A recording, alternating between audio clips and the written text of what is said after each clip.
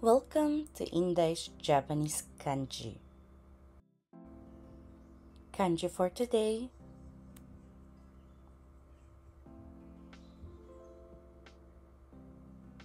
Level N3. Hi! So, yung week po natin is topic for the week po. Ano po siya? Kaku. Kaku. Means? Pagsulat. Hi! Yung topic po natin for third day. Nihongo kurasu.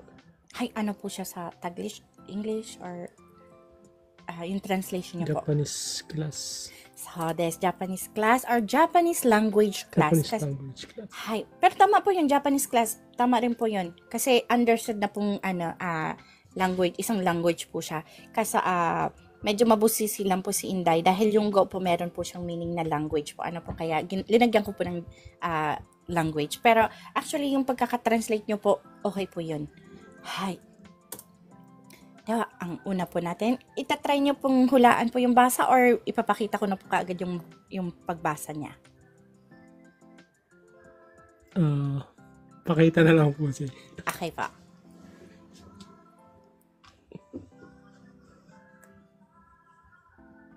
Ano pong basa niya? Ren. Hi, then, ginagamit po siya as?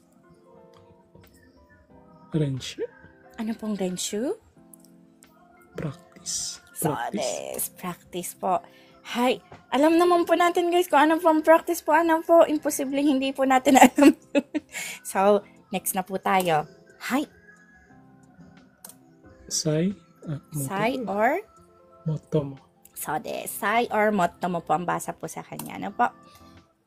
Maaari po siyang gamitin as? Saikin. Saikin. Ano pong saikin? Recently. So, that's recently, these days, o kaya naman, kamakailan lang, kumbaga sa Tagalog po. Ano po? Hi. Itong mga nakaraang araw, pwede rin po. Hi. So, meron din po tayong Saisho. hi. Pag sinabi pong saisho, Sa umpisa. so, des sa umpisa, una, pinakauna. Ano po? Hi. So, meron pa po tayong Saigo. saigo. Ano naman po ang Pinakahuli. saigo? So, des, pinakahuli. Hi. Huli, pinakahuli. Ano po? So, yung last po natin, Motomo. Like more. motomo. May napapansin po kayo dito? Go is last. Ato, huli. Ano po? Ito is pinaka. Pinakauna. Dito naman, yung umpisa, hajimete, una. Or, Pinakauna. so, pinakauna. So, pag sinabi pong motomo, Sa gitna. pinaka. Hi. So, that's pinaka po ang motomo. Hi. Ito pong salita pong ito, pag meron po siya, ibig po sabihin, pinaka recently, kumaga, pinaka malapit na araw, parang ganyan po. Ano po? Saisho, pinakauna, or first time. Ano po? Saigo. Go, ang kanji pong ito ay huli. Sa likur, ato, huli po. Ano po? Kaya, pinakahuli. Pinakahuli, pinakauna, pinakamalapit. Pero ang pinakamalapit na araw po yung gusto niya pong sabihin po dito po. Ano po? Yung kanji po kasi na ito is malapit. Ano po? Pero ang gusto niya po ditong tukuyin ay yung these days, yung mga pinakamalapit na araw. Ano po? Or itong mga nakaraang araw or kamakailan lang. Ano po? Hi.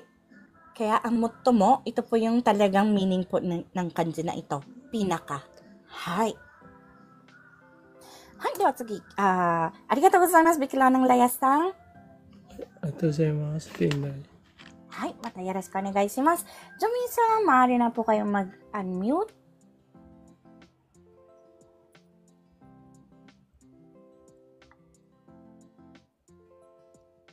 Jominさん。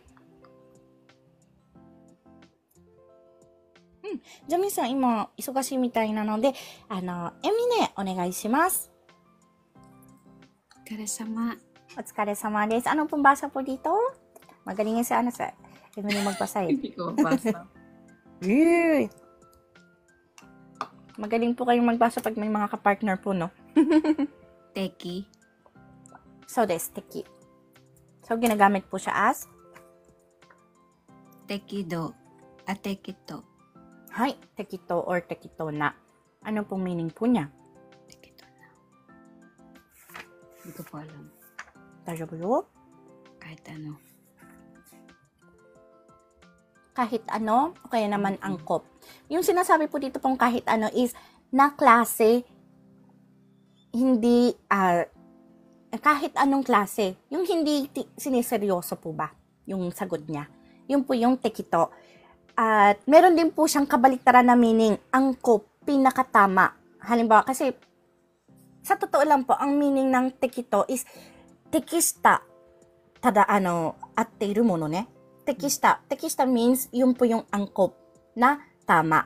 Ano po? So, tekito means angkop po talaga yan. Yun po talaga yung main na meaning niya. Kaya, kung halimbawa nag-e-exam po kayo, sa mga nakapag-try na pong mag-exam ng JLPT, sa mga exam po dito sa Japan, meron pong tekito. Ibig po sabihin, yung pinaka-tama. Pinaka-angkop. Ano po? Pinaka-angkop na sagot ang inyong pipiliin. Tekito na kotae o hitotsu erabinasai. Ibig po sabihin nun, piliin ang angkop na answer. Yun po ang meaning po nun. Ano po? Sagot. Ano po? Hay. Pero, these days, yung mga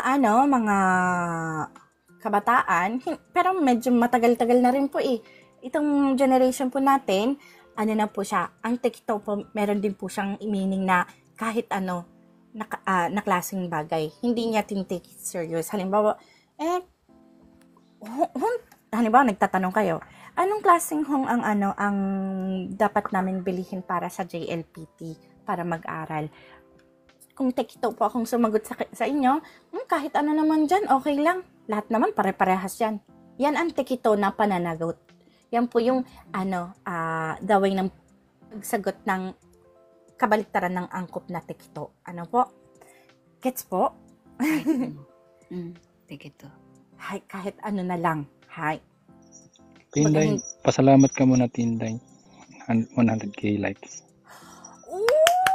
Maraming salamat po guys sa inyong support. Naka 102,700 likes po. Maraming salamat po guys sa inyong pagsusuporta. Sa mga nagbibigay po ng gifts, sa nagbibigay po ng heart ni Dave Sang. Maraming salamat po. Maraming salamat din po sa mga nag-review.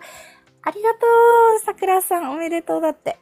Hay, maraming salamat po. Sana po patuloy niyo po akong suportahan. Yukata! Na-achieve ko na naman po yung goal. Hay. Non-chalan-san? Non-chalan-san. Para arigatou gozaimasu. Hay. So, 続きをやりましょうか。はい。So, Ate Amy, pag sinabi naman pong Kaiteki. kaiteki na, ano po siya? Hindi ko din alam. Comfortable. In English na, comfortable or comfortable po kung sa Tagalog po. Ano po? Hay. Pag wala pong na, noun po siya. Isa po siyang noun. Comfortable. Ano po? Ngayon, pag meron pong na, magiging adjective na po siya. Comfortable na. Ano po? Na bagay. Ganyan po. Ano po? Hay. Ang hirap man. Mahirap po ba? Hay, sige. So, ayon. Sen. Or, Irabu. hay. Sen at erabu po ang pagbasa po dito po. Ano po? So, maaari po siyang gamitin as, Thank you. ano po ang senkyo? Hindi ko alam. Okay lang. Okay lang yan, te. Okay lang po yan. Sige. Go. Ano po ang senkyo? Election. Halalan. Hay. Halalan or election sa English po. Ano po? At ito po maaari rin po siyang gamitin as, Senshu. ano po ang senshu? Parang ang tag nito, Senshu.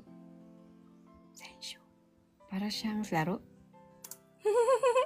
Ayun, lalaro. Manlalaro or in English, player po. Ano po? Manlalaro sa paligsahan po. Ano po?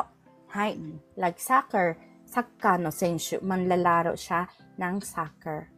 Hay, tatayaba, ato wa nandaro. Karate no senshu. Manlalaro siya sa paligsahan ng karate. Ano po? Senshu. Hay, senkyo wa election. Senshu wa manlalaro. Hay, guys, unahan ko na po kayo. Ang kanji po na ito, ang meaning niya po is erabu. Pagpili. Ano po? Pagpili po itong kanji na ito. So, pag sinabi pong senkyo, halalan, election, kasi magpipili po kayo ng bobotohin. Ano po? Pag sinabi pong senshu, sila yung manlalaro na napili. Ano po? Napili as player. Ano po? Kaya meron po siyang sen. Napili po kasi sila. Ano po? Hi. So, dito na po yung main natin. Choose. Para, Ano irabu. po? Ano po? Erabu. Hi. Choose. So, this. Pagpili. Noun po. Maaari rin po siya maging verb. Pumili. Ano po? Hi. Yan po ang ibig sabihin ng erabu. Hi. Minne, arigatou gozaimasu. Mata, yoroshiku onegai shimasu. Ito po ay cut out from our free entry lesson class. Sa taong 2025, may free entry lesson class po tayo sa TikTok. Tuwing MWF at 8 p.m. Japan time. Kung nais niyo pong sumali, maaari niyo po akong hanapin sa pangalang Inday in Japan o @Inday in JP. Please follow me and stalk me sa araw at oras na aking nabanggit. Thank you for watching and please continue supporting me, follow me, and share my videos for more contents. Maraming salamat po. Hanggang sa muli.